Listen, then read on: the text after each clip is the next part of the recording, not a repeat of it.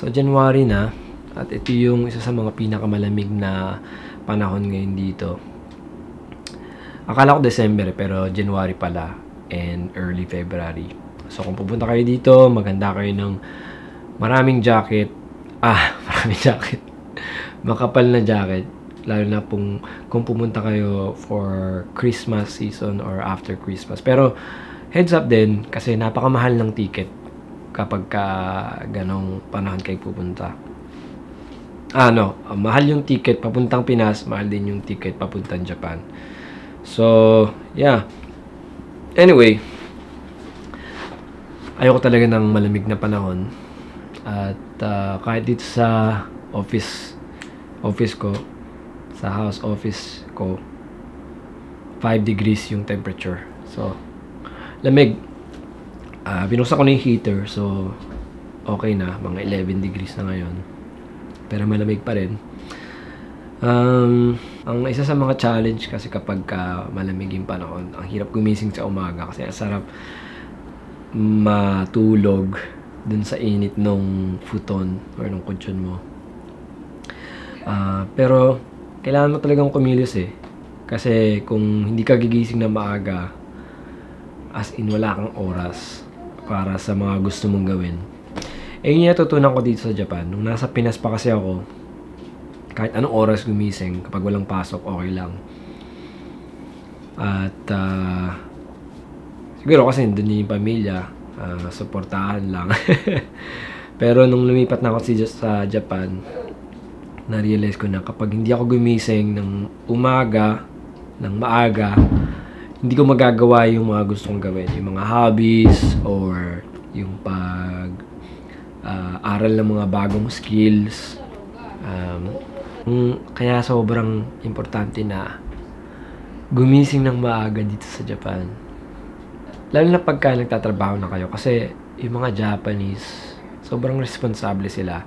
Kaya yung sa pang-araw-araw na buhay dito sa Japan, kailangan mong paggampanan yung responsibility mo. Yung tipo na pagtatapon ng basura, kailangan mo talagang laad ng oras para paghiwa-hiwalay yung mga basura, yung plastic, yung mga burnables, tapos yung mga karton. Hindi mo siya pwedeng basta na lang punitin at itapon sa labas. Meron tamang paghahakot ng karton. Kailangan mo siya itali, kailangan mo siya i-organize. Kasi kung hindi, mapapagsabihan ka nung kanrinin or yung administrator nung tinitirahan nyo, nakakahiya siya. Kasi minsan, naglalagay sila ng announcement dun sa may tapunan ng basura, tapos malalaman mo sa'yo pala yun, tapos makikita ng mga kapitbahay. Nakakahiya.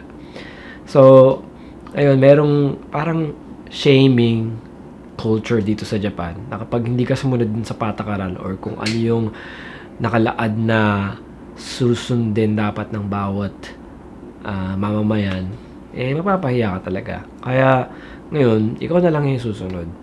At ang resulta nun, marami tayong responsibility bilang isang mamamayan dito sa Japan. At konektado rin yun sa work. Kapag nasa trabaho ka, kailangan mong gampanan yung responsibility mo. Hindi pwedeng ipasa sa ibang tao yung mga responsibilidad na ibinigay sa'yo. Naalala ko yung mga katrabaho ko nun. At isa pa pala sa mga challenge na pagtatrabaho dito sa Japan, mahirap humindi dun sa mga boss mo. So, pag binigyan ka nila ng trabaho, o ka ng oo, hindi mo na-realize na sobrang dami mo ng responsibilidad at hindi na kasya yung oras sa isang araw para tapusin mo yung trabaho mo. So, nung time na nagtatrabaho pa ako bilang IT, yung mga katrabaho ko noon, pumapasok sila umaga, mga Japanese. Nandun na sila, mga 8 a.m. Samantalang ko, pumapasok ako before 9. Nandun na sila, 8 a.m. Minsan siguro mas maaga pa.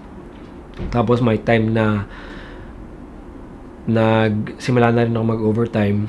Pero yung mga katrabaho, na-realize ko na hindi pala sila umuwi hanggang lagpas ng 10 p.m., 11 p.m. So, nagtataka ako, lagi ba silang ganito? Or, paano yung pamilya nila? Ano yung boundary ng trabaho nila sa pamilya? Ngayon, out of curiosity, siguro hindi naman talaga pinag-uusapan to dun sa opisina or sa Japan. Out of curiosity lang, nagtanong ako dun sa isa kong katrabaho kung ano ba yung relasyon, ano yung paano yung balance ng family tsaka ng trabaho nila. Okay lang ba sa asawa nila, nagtatrabaho sila ng ganito kahaba, at okay lang ba sa kanila na magtrabaho ganito kahaba, napipilitan lang ba sila or nape-pressure sila dun sa, alam mo yun, pressure ng boss namin or ng, kumpanya. Nung nagkwento sa akin yung katrabaho ko, ang impression ko is, actually, mas prefer pa nga daw nung asawa nila na nasa trabaho sila. Kaya, okay lang. Pero nakakalungkot isipin na mas piniprefer pa ng pamilya nila na wala sila sa bahay kasi ibig sabihin, hindi mabuti yung relationship nila sa isa't isa. Hindi ko lang kung ano nangyari sa kanila kasi wala nang balita dun sa mga dati kong katrabaho. Pero, di ideal yung working culture tsaka yung family culture sa Japan. Hindi ko naman nilalahat, no? Kasi hindi naman lahat ng tao ganito sa Japan. Marami din syempre na magaganda yung values at inaalagaan yung pamilya. Pero at least dun sa experience ko at generally speaking, yung pamilya, yung mga family dito sa Japan nag-struggle talaga para i-balance yung trabaho tsaka yung sa pamilya. Ang kagandahan kasi sa atin sa Pilipinas, family first yung kultura natin. So, kaya tayo nagtatrabaho para may maipakain tayo sa pamilya at para ma-enjoy natin yung oras natin sa pamilya, hindi the other way around. Ewan ko ngayon kasi matagal na rin ako hindi nakatira sa Pinas. Nung tumira din kami sa Pinas, hindi ko na rin masyadong na-experience yung society kasi nga nasa lockdown kami noon. Kaya hindi ko rin masyadong na-explore yung mga nuance dun sa pamilya ng mga kakilala namin. Pero, meron tayong culture sa Pinas na family first. At para sa akin, yung isa sa mga pinaka-importante na value natin na Pinoy na sana alam mo yun, naipasa natin sa mga anak natin, susunod na generation. Kasi, ayun yung special sa Pilipinas eh. Kaya pag umuwi kami Pinas, ayun yung nararamdaman namin na, wow, na-miss namin yung oras namin bilang pamilya. O doon sa Japan, hanggat maaari, number one value namin dito sa pamilya namin sa Japan. Pinapahalagaan talaga namin yung oras namin. Sinasadya namin na mag-slow down. And minsan kapag nasasobrahan na sa pagka-busy, alalahanan kami ng isa't isa na, alam mo yun, slow down and siguro take a day off or pupunta tayo sa park or sa mga museum or kung saan man makapag-relax at huwag mag-isip ng trabaho.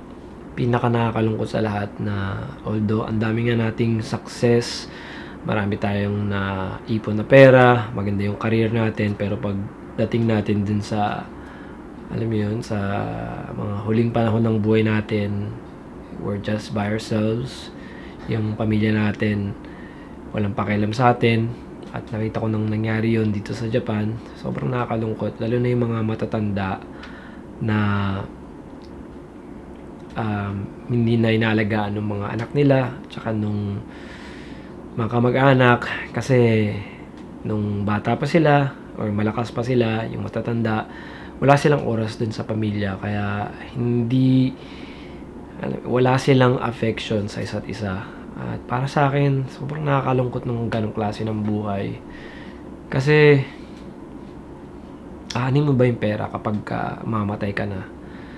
Ang pinaka-importante sa lahat yung relationship mo dun sa mga mahal mo sa buhay. And para sa akin, ang mga challenges dito sa Japan is mabulag din sa mga opportunity nakikita mo. Kaya isasantabi mo yung pamilya mo at mabilis panahon eh. Hindi mo ma-realize na tumatanda ka na. Ako, pumunta ako dito 22. Ngayon, ilang taon na ako?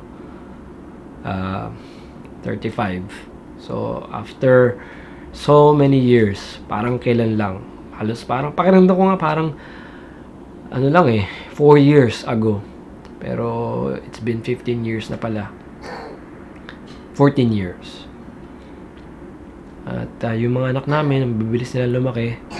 At nakakalungkot isipin na in just 10 years, baka humiwalay na sila sa amin, mag-aral sila sa college, university, magdo-dorm, tapos pagka-graduate nilang university, sa Kaijin, mag-work na sila. And as much as possible, habang andun pa yung pamilya, let's really spend time with the family, quality time, and make the best out of those memories. So yeah, sana alagaan natin yung kultura natin sa Pilipinas na family first. Pag nagtatrabaho ko, nire-remind ko yung sarili ko madalas na nagtatrabaho ako para sa pamilya ko, hindi ako nabuhay para magtrabaho. Of course, may balance din. Siyempre, kailangan nga natin ng maging responsable. At, yeah. Anyways, hanggang sa ulitin. Magandang araw sa inyo lahat. And kita-kits.